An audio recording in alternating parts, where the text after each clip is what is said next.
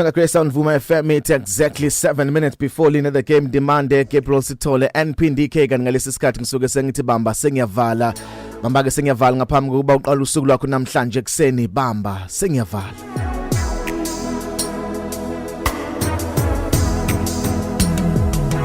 Lokukhuluma nawe namhlanje ngevesi elilodwa nje ekseni the book of Jeremiah 46 verse 11. Khuphukela kwa Gilead uthathe ibhali sami wena ntombi indodakazi yabaseGibhithe. Lona verse ngicela ukukhuluma ngalo namhlanje ekseni khuphukela kwa Gilead uthathe ibhali sami wena ntombi indodakazi yaseGibhithe. Umelezo wami namhlanje ekseni ukhuluma ngebhali samu la kwa Gilead. eBhayibhelini kwakukhona le ndaba yebalsam yaseGilead. Ibalsam kwakuhlobo lomuthi owawukhiwa endaweni yakwaGilead. Gilead kwakuyindawo eyayingasemfuleni iJordan.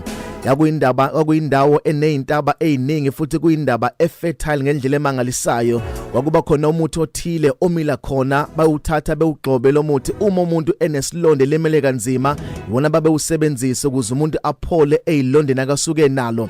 Kwakumuthi wawu precious ungatholakali kalula expensive ngoba wawazi ukuthi effective ekusebenzeni kwawo. Noma ngabe umuntu unesilonde esingakanani noma ngabe wopha kangakanani noma ngabe ugula kangakanani kodwa umonga nje wathola ibalsam yakwaGilead wayelapheka aphile. Namhlanje ekseni ladies and gentlemen, I want to introduce the balsam from Gilead. Kubona bonke abantu abophayo nabalimele ngifuna ukuthi kukona bonke ubuhlungu obukhona kuzona zonke izimpi ezikhona nokukhala kukhona. Namhlanje ekseni kukhona ibalsam yakaGilead elapha nayo nephilisayo. Ibalsam yakaGilead esinayo manje uJesu Kristu owabethelwa. Lithi iBhayibheli ibalsam yakaGilead before isetshenziswa yayithathwa igxotshwe imix ihlanganise bese yakwazi ukusebenza. Uje uNkulunkulu wasilethela ibalsam enguJesu ngesikhathi elenge siphambaneni egxotshwa eshawa ophigazi elinyazwa wayemixwa ehlanganiswa kuzabe ibalsam ezokwazi ukuthi selaphe isiphilise. Noma ngabe kuphi ukukhala namhlanje noma ngabe luphu usizo likhona namhlanje noma ngabe zingakanani inyembezi namhlanje kodwa ngizokutshela ukuthi likhona ibalsam lakaGilead. Ukhona uJesu namandla olapha zonke izifo osula zonke inyembezi othulisa lonke usizi enhlizweni. Ungakuvumeli ukukhala kanti ibalsam lakaGilead selikhona. Ungakuvumeli ukulila kanti sikhona impendulo yakho. Ungakuvumeli ukuthola kanzima kanti sekukhona indoda eyafa on your behalf. Igama layo uJesu Kristu.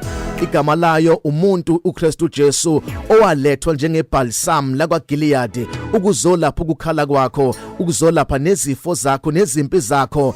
Ungabe usahlupheka manje kukhona ibalsam lakaGilead. Ngizo introduce leli balsam namhlanje. Kukhona abantu abangasabaza ubuthongo abalala nenyembezi bevuke ngenyembezi ngenxa yokuthi impilo ibathwalise kanzima noma kunzima empilweni kodwa lisekhona ithemba. Likhona ibalsam lakaGilead. Make walisebenzisa ibalsam lakaGilead noma ngabe kuthiwa isitha sikubethe ingozi engakanani kodwa wafaka ibalsam lakaGilead ziyaphela ilonda liyaphela usizi. Namhlanje ekseni ngiyacela ungabe usakhala kodwa amukele nanti ibalsam lakwaGilead. Nanku umuthi owelapha zonke izifo. Nasi isiphephelo sakho namhlanje ekseni lisekhona ibalsam lakaGilead. Into idingayo kulomshado wakho ubone ngathi uyabhidlika ubudinga ibalsam lakaGilead. Into obuyidinga kulomsebenzi wakho ubone ngathi manje usiyaphela usuzoxoshwa nanti ibalsam lakaGilead. Bebethi mabel apply ibalsam lakaGilead wonke umuntu avela phile. Wonke umuntu avele sinde esifeni sakhe. Ubulidinga leli balsam lakaGilead namhlanje ekseni ukuze likuphilise likwelaphe. Lithi malifika noma ngabe imsiphi bisihlukene kodwa kafika ibalsam yakaGilead vele ibuye limsiphi umuntu aphila avuke aphinde athabathe ukuphila kwakhe avuka ngeenyawo. Nawe impilo yakhe ibonakala ngathi ihlakazekile manje. Labantwana bakho ubone ngathi abasalalela basezwa manje. Iyodwa into abayidingayo badinga ibalsam lakaGilead. Badinga umuntu uKristu Jesu namhlanje ekseni. Ubumdinga ukuthi ummeme njengalokhu bameme emshadweni waseKhana laseGalila. Lithi iBhayibheli kwathi basekuphela iwayini emshadweni kwasho ukuthi livele ibalsam lakaGilead likhona. Bavele balibiza la selisebenza lenza isimangaliso.